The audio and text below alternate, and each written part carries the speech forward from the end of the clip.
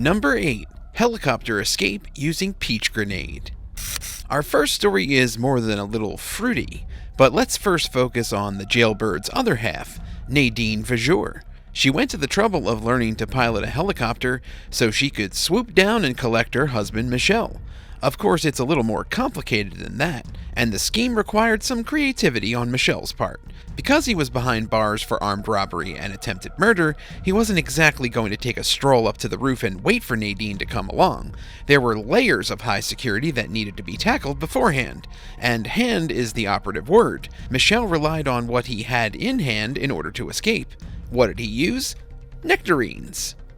Oh yeah, juicy, ripe, and delicious, and it seems perfect for getting out of a prison in Paris. How did it work? He painted them so they looked like grenades. We're really not sure how that works, but anyway, it was convincing enough to give Michel access to the roof, where Nadine swooped in and flew him away. The couple didn't manage to stay under the radar, but they go down in history for one of the craziest prison breaks on record. Sometimes an inmate will rely solely on themselves to get out of jail. No strange objects or clever ruses, just their own brains and bodies. This next guy took things to extremes to slip away from his incarceration. Number 7.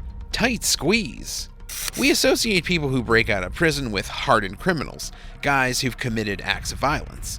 The one job you might not connect with an escapee is yoga master? Yet that is what happened in Korea back in 2012. Choi Gap-bak was flexible and, on this evidence, impossible to keep hold of. He was confined to a detention cell at Daegu City after being brought in on suspicion of robbery. After a few days, Bak was ready to leave, so he used his skills to squeeze through a food slot measuring approximately 6 by 18 inches, or between 15 and 45 centimeters. Aided only by some skin ointment, he slithered through the slot and out the door. Incredibly, it only took 34 seconds for the yoga master to find his freedom. Where were the trio of guards, which we guess were supposed to be watching over him? Reportedly, they were, asleep. Alrighty then. But when they regained consciousness and looked in Bak's cell, they realized something was wrong, right? Nope. Bak had apparently copied the Shawshank Redemption and bolted out his bed with pillows to give the appearance of being asleep, and they fell for it.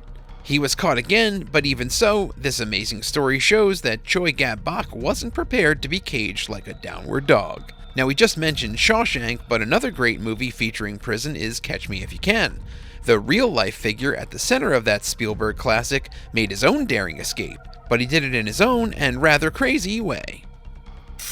Number 6. Inspector ABAGNALE. Now, this is truly a prison break with a difference. Why? Well, it started the exact moment Frank Abagnale Jr. was escorted into the prison. An admin error got him thinking on his feet, and from there it was only a matter of time before he became free as a bird. In the early 1970s, Abagnale, surely one of the world's ultimate con artists, had apparently cooked his goose and faced a stretch behind bars. But a suspicious lack of relevant paperwork meant he was mistaken for an undercover prison inspector. Of course, Abagnale Jr. wasn't going to correct his fatal assumption. Instead, he used his skills to become the prison inspector those guards figured he was. Abagnale Jr.'s contacts made him a phony card to, quote, prove his identity, and from there his captors were reportedly eating out of his hand. It seems he barely needed to lift a finger. The guards did all the work for him. No tunnels, no explosions, no helicopters. He walked right out of the place and ran rings around the establishment. When Abagnale Jr. returned to jail, he emerged as a law-abiding citizen, ready to lend his particular talents to the FBI. So the system won out after all, though we hear he charges a pretty penny for his services. Do you think something like this would be possible today? Let us know in the comments below, and if you're liking this video, be sure to hit the thumbs up and subscribe buttons if you haven't already. Number 5. Nutty idea. Peanut butter. Rich, tasty, and perfect for spreading on a cracker. Or busting out of prison, as it turns out. Yes, you heard us right. People actually used regular peanut butter to escape a spell of incarceration. How does that even work? The answer is in fact surprisingly simple. 2017 saw prisoners in Alabama smother an exit door sign in the nutty substance. The next step was to call the guard over and tell him to open up the, quote, cell for them. In fairness to this unlucky employee, he was reportedly new to the job. Then again, how did he not see brown peanut butter splattered on the sign? Are the signs all peanut butter colored? Crazy thing is, the plan worked and no less than 12 wrongdoers scaled the fence and found their freedom. Hope they enjoyed it, cause it was fleeting. 11 were recaptured within 12 hours, and one guy lasted a couple of days. You gotta feel sorry for the guard, who was really stuck in a jam. Now we're feeling hungry. Peanut butter and jelly sandwich, anyone? That story was somewhat on the silly side. Coming up next, however, is one badass and famous tale of an escape with some really quite weird elements. Number 4. Escape from Alcatraz. The 1962 prison break from Alcatraz, an island-based location in San Francisco, widely believed to be inescapable, made headlines and went down in history as one of the greatest prison escapes ever. Clint Eastwood went on to star in a movie based on the story. That's how iconic and, dare we say, cool it was. Not that fleeing prison is something to be proud of, and as it stands, we really don't know if Frank Morris, John Anglin, and brother Clarence Anglin even made it off the island alive. They needed to cross over a mile of San Francisco Bay in order to reach dry land, and the strong currents and the temperature of that tough stretch of water was apparently far from hospitable. How did their crazy scheme happen? First, they sharpened some spoons, spoons, talk about a scoop, and dug away the wall below the sink. If that doesn't sound strange enough, then how about making dummies out of paper mache so it looked like they were sleeping in their beds? They even used hair that was cut off of other prisoners and glued that to the heads of the paper mache dummies. No way they're going to fool the guards, right? Wrong! After all that effort, you're not going to want to swim all that way across the bay, so the group made a raft out of raincoats. Reportedly 50 of them went into carrying Morris and the two Anglins to freedom. Well, they keep rain out, so guess you can make a boat out of them also. Who knew? No bodies were found, but maybe they'd just been washed away. However, some believe the men went on to live other lives. In 2018, part of a letter, thought to be written by John Anglin, was released to the public by CBS San Francisco. Sent to the FBI, it stated he was now suffering from cancer and that the escape was far from a picnic. The letter tried to make a deal with authorities for a short sentence during which Anglin could be treated by doctors. Was the request genuine? We never got to find out, as the feds wouldn't respond. Over the years, various theories have come out, including a flight to Brazil for the daring Justice Dodgers.